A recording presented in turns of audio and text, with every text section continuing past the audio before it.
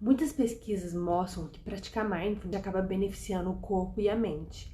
Tem uma área no cérebro que os cientistas vêm testando os efeitos de mindfulness e eu comprovo os efeitos dessa área do cérebro na minha vida.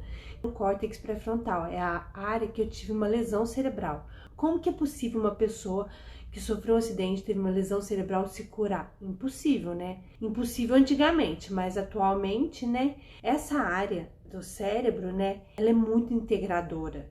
Então a gente pode, na realidade, exercitar essa área e reconstruir.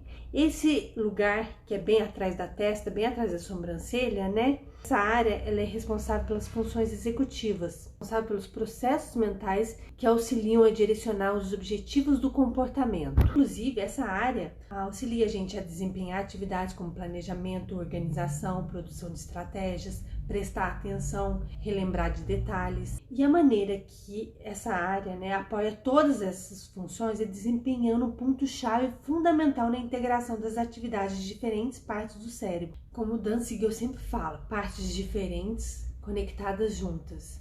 E no livro Mindful Brain, do Dan Siegel, ele teoriza sobre os diferentes aspectos do bem-estar que são desenvolvidos quando a gente estimula essa área do cérebro. Eu, na realidade, me curei de uma lesão cerebral ao estimular essa área do cérebro e reconstruir um cérebro completamente novo, completamente capaz. De uma pessoa impulsiva, surtada, problemática, eu me tornei uma pessoa capaz, feliz, plena.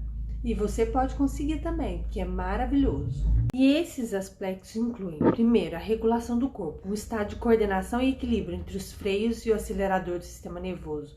Muito freio nos leva a um baixo despertar, sonolência e muita pouca flexibilidade. A gente fica preso nos sentimentos. A gente tá o tempo todo querendo gritar e não gritando, muito estressado, muito irritado. E aí muita aceleração acaba confundindo, bagunçando toda a nossa energia caótica, sabe? E aí quando nossos corpos não estão regulados, o nível de alerta e energia é apropriado para a nossa definição. A gente nunca consegue estar com a nossa melhor energia, a gente está sempre sobrecarregado, a gente está sempre cansado. É sempre 880. Na realidade, o sistema nervoso ele se ativa automaticamente, então você fica irritado, você fica estressado, você fica impaciente, você fica ansioso, e isso com muita frequência. Isso acaba gastando muita sua energia, sentir sentimentos e pensar pensamentos que não tem necessidade nenhuma naquele momento, e você está criando um escândalo dentro da sua própria mente, sentado ali na sala e não está acontecendo nada, e você está criando aquilo tudo por causa de muitos sentimentos acumulados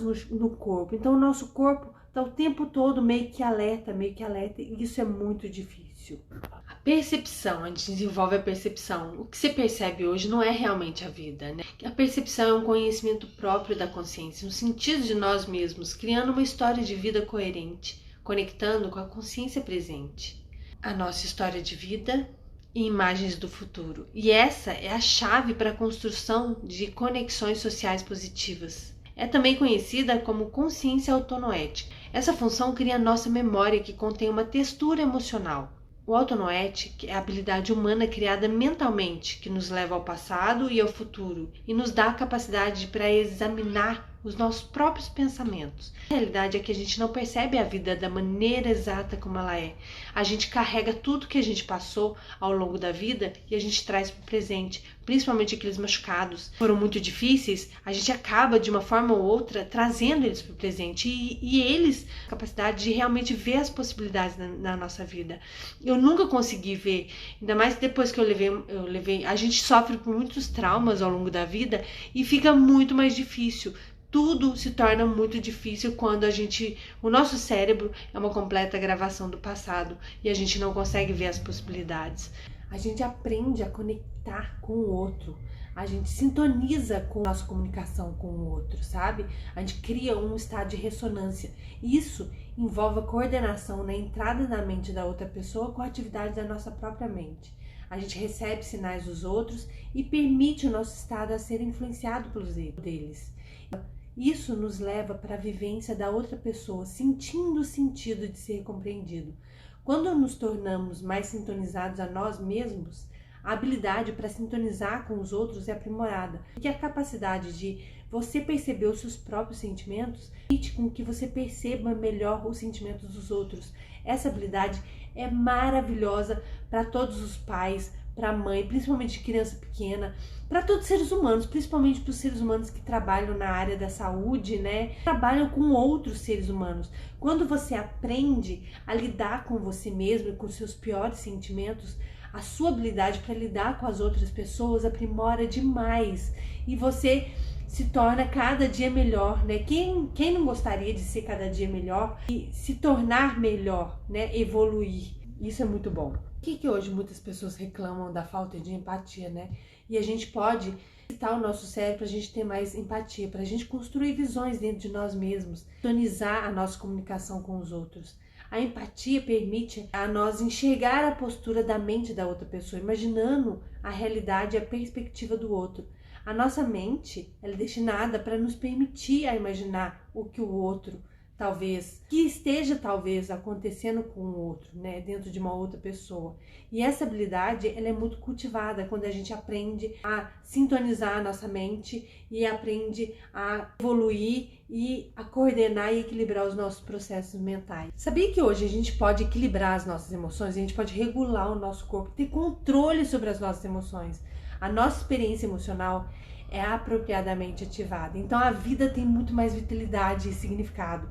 Quando as emoções são muito ativas, a gente se torna muito maravilhado e emocionalmente caótico.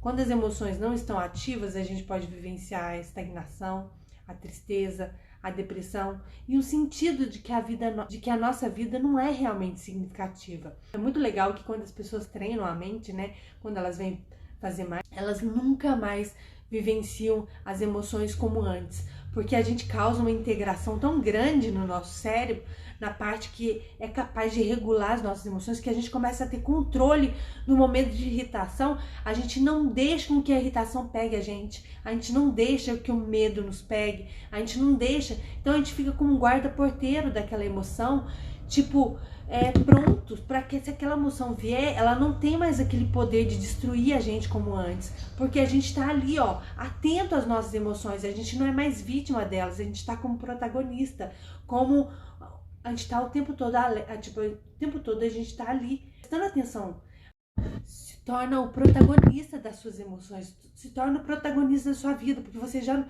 não é vítima das outras pessoas, você já não é vítima mais das situações, as suas emoções já não têm mais poder sobre você. Você tá no, como disse um aluno meu, eu estou na posse de mim mesmo, agora eu estou na minha posse, agora ninguém é capaz de me tirar como antes, ninguém pode fazer se sentir miserável como eu me sentia antes. Então agora eu consigo apossar de mim mesmo. E é assim, a posse da sua vida ao tomar posse das suas emoções. É maravilhoso. E é automático, porque você é automático dos seus sentimentos e você vira completamente e se torna A gente pode aprender a modular o medo.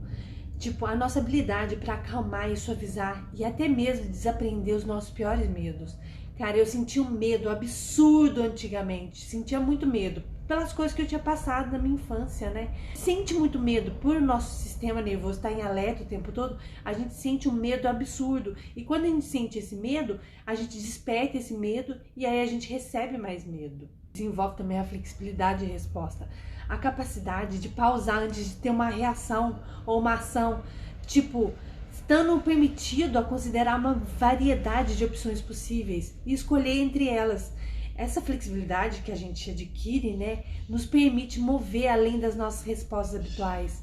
E isso nos dá muito mais amplitude na mente e muitas possibilidades. As nossas emoções fazem com que a gente fique muito rígido. Até o Dan Siegel ele fala que muita rigidez e caos é muito inflexível. Por que você sente muitos sentimentos difíceis? Isso é uma inflexibilidade na mente. Eu sentia muitos sentimentos difíceis antigamente. Quando a gente começar a exercitar a mente, a gente começa a criar uma flexibilidade incrível. É a mesma coisa que você tem no corpo, você pode fazer na sua mente. Então, quanto mais flexibilidade, mais facilidade em tudo você tem.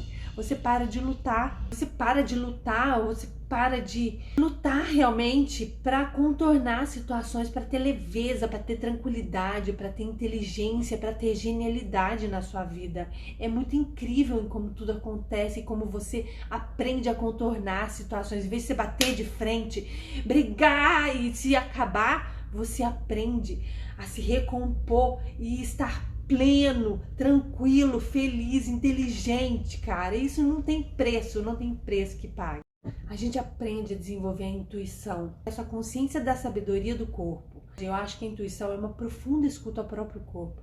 É você estar aberto, né? Particularmente o complexo da teia neuronal ao redor das vísceras, os órgãos ocos, incluindo o coração e os intestinos. Estas áreas constituem um cérebro separado que processa informações, vivências, aprendizados e tomadas de decisões. Essa inteligência intuitiva pode informar e influenciar os nossos raciocínios. Muitas vezes, cara, quando você está realmente sentindo o seu corpo, você começa a realmente perceber a vida acontecendo e por que as coisas acontecem. Isso auxilia muito a gente desenvolver a inteligência, a sabedoria do corpo. A gente está mais conectado com a gente está mais percebendo o que está acontecendo, porque muitas vezes os nossos pensamentos fecham a nossa capacidade de ver o que existe, então a gente não consegue ver o que realmente está acontecendo. Se fosse necessário que a gente precisasse pensar para respirar, a gente estaria morto muito tempo. Por quê? Porque a nossa mente está muito cheia de pensamentos, sentimentos, e isso faz com que a gente esteja cada vez mais automático. Então, na maioria das situações, a gente age automaticamente, a gente perdeu realmente a capacidade de sentir a vida acontecendo, porque nós estamos autômatos, nós estamos vivendo no automático. E aí, a gente voltar para o nosso corpo, para a nossa respiração, permite com que a gente comece a renascer para os nossos sentidos, para realmente sentir as nossas emoções, na verdade, aprender a desenvolver a consciência da bondade, da alegria, da real felicidade.